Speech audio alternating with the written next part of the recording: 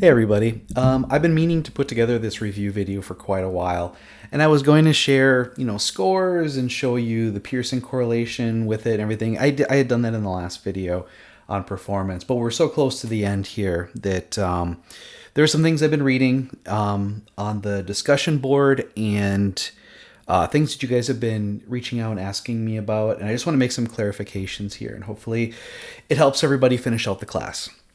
So first, I'm trying to put things both funny to kind of make you laugh, but also realistically that I think this really encompasses the realistic view of what's going on. And that is the work you're doing for this course is a big chunk of what needs to be done.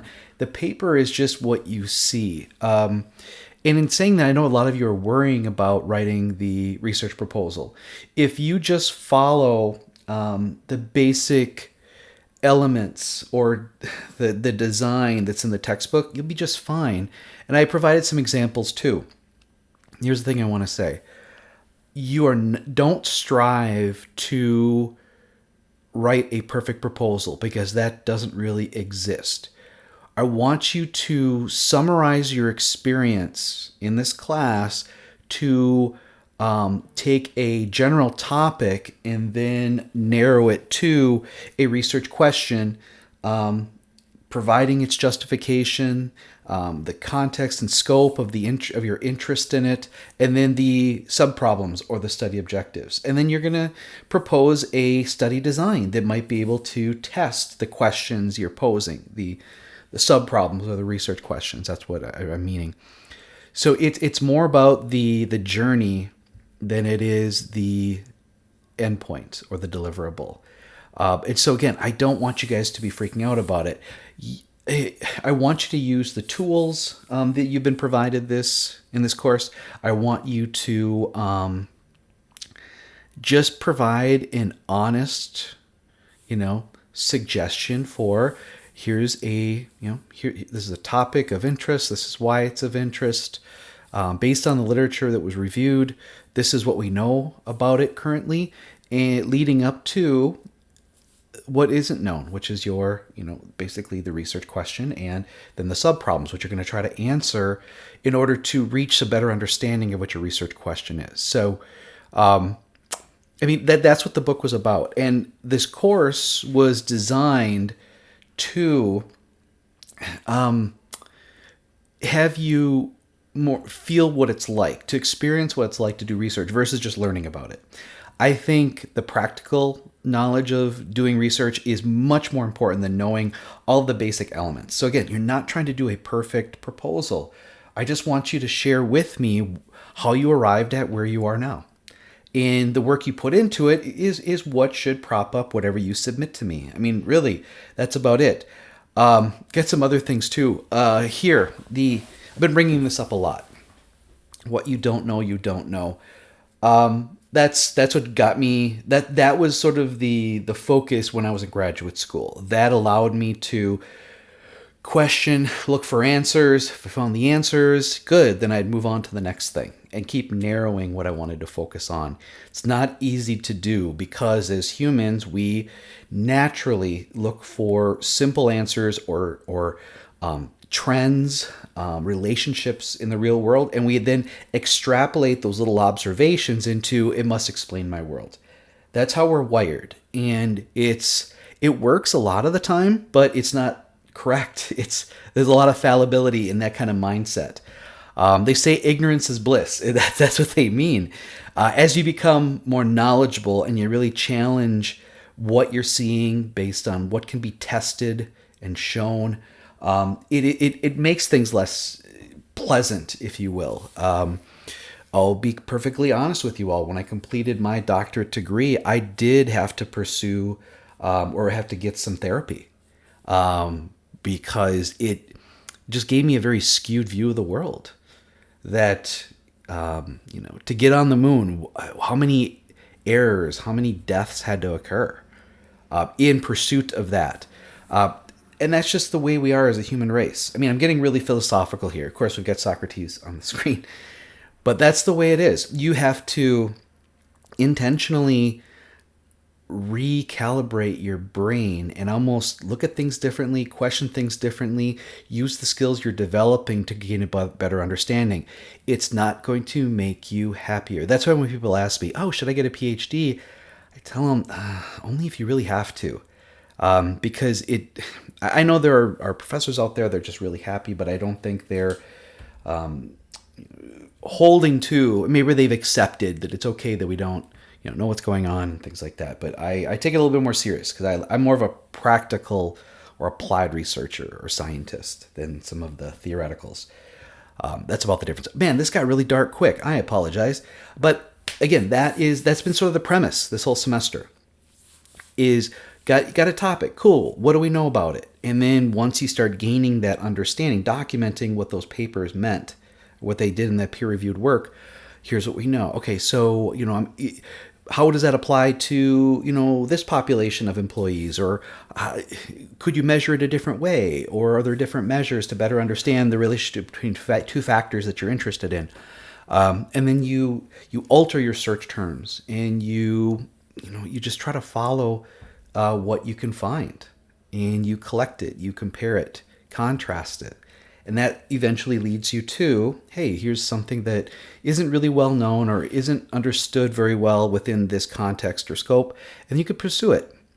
And I've really enjoyed meeting with you, whether it's during office hours or one-on-one, and asking, why are you interested in this topic? What led you to this? And I just had a discussion today with a student, and it only took us 10 minutes. What's your background? What have you really experienced? To come to an excellent research question. Now they just have to supplement what they've already done with this additional contextual factor or factors. And then they've got a really good, research question. And then the sub-problems kind of fit underneath it.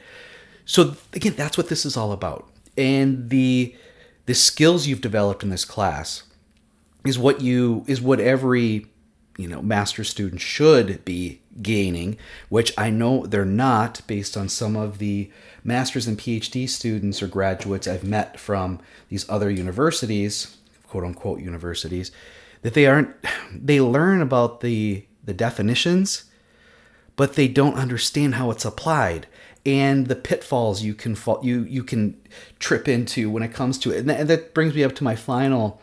And I use a lot of mountain climbing analogies, even though I'm not a mountain climber, because here, you're starting off in this class and you see this peak. Hey, if I learn to search terms and use the library, I got it. Once you reach that peak, it's like, oh, there's another peak. And so, okay, well, let's keep going. And it's like, man, this is getting really, really hard. The air's getting thin. I'm getting scared. But the views are beautiful. Don't forget that. And that's what I've been trying to say. And that's what Maggie Rice was trying to say, and Dr. Dan Schneider, that's what he was trying to say. That if you're so focused on just reaching that next peak, you're missing the view. You're not enjoying the journey, what you guys are gaining, what you guys can do. Almost all of you on the discussion board have said that the skills and mindset, the perspective that you're gaining through this short class, 7 weeks, is helping you at work. And I'm sorry, that's what I want to hear. That's what I want. It made my practice so much better. Before I went to grad school, I thought it was awesome. Then I got there and I realized that what I don't know, I don't know. So I had to improve. And that's what we're all trying to do. And so what's interesting, this should keep going on. If it's research, this keeps going on and on. There's never a peak to reach. There isn't a destination. There's just enjoying the climb until you get to the next one. Realize it's going to keep going. Eventually, at the end of your career, you're not going to want to go up anymore, and you're going to want to go back down. Whether you reach the peak or not, it's that you win through it, and that's what I want for everybody. Is you all got to experience something over the last few weeks. We got a couple of weeks left that should be sustainable through your careers now. Maybe after you graduate, you may not have access to the UWW library like you do now, but you're intelligent enough to use what's available to evaluate the reliability and validity of what some people are publishing. And that's great. And if your problem solving has you, ask questions like, oh, we don't understand the problem enough, we have to dig a little bit deeper, study it a little bit more to understand the problem before we step to what our method is for evaluation and then coming to resolution, you're going to be more successful, or your selected resolutions are typically going to be more successful because you've applied a technical or scientific inquiry approach. And that's what this is. That's what this is. And you all, I know it's been stressful and you guys are busy, but to me, it's worth it. It should make your other classes easier. You develop these skills. Should make your practice easier. It should ignite, passion in the work you do. As long as you don't view it as, oh, this is a pain I have to get through. Rather, the pleasure that comes with understanding something more, or mentoring or teaching others, so they understand it more. So that's what I really wanted to say. As far as the presentation goes, you don't have to. It's not a presentation like you're defending your topic. No, you're not. I want you to share your experience in this class with everybody. When we get together, and I know a lot of you are like, "Geez, this is an online course or online degree. Why are we meeting face to face?" It's more of an option for you, but I think we all get a lot more out of things when we share and we can compliment, and provide feedback. I think we learn more that way. And the discussion board has really facilitated that a lot, aside from those of you who come to my office hour. And so what I want you to do is just, I started with this question, and then this is how I arrived at this other question. And then these are the papers I really liked because this is what they said. And, based on the other stuff I looked at, I think this would be a cool design to try. This is what I want to do. But all in all, this is what I'm going to take away from this class. That's all I want to hear in your presentation. It doesn't have to be this immaculate PowerPoint unless that helps you. I just want to hear from you. I want to hear what the experience was like. As long as your paper is built in a way that you're demonstrating that the literature was reviewed, this was what was found, and you're providing justification for why it's an important topic, and then what did we know about that topic leading up to the presentation of the sub-questions or research questions. Sub-problems in the book, it's called research questions. 2 or 3, going to focus on these because this is what we know and this is what we're not sure about. And for methods, I think this design would fit best because X, Y, and Z. And this is the population or the sample I would take. This is the data I would collect. This is maybe how I'd analyze it. If you want to go that far, you don't have to. I'd rather it be, an enjoyable read than, you writing a super long paper. It doesn't have to be that long. It's a representation of the work you did. Where was that picture? Yeah, the research work. So I don't want to just see a paper presentation. I'm not trying to approve it so that we can move forward. I want to see this stuff down below. I think that's the most important. So I think that's all I wanted to say. As we wrap up the course, I am really excited for all of you.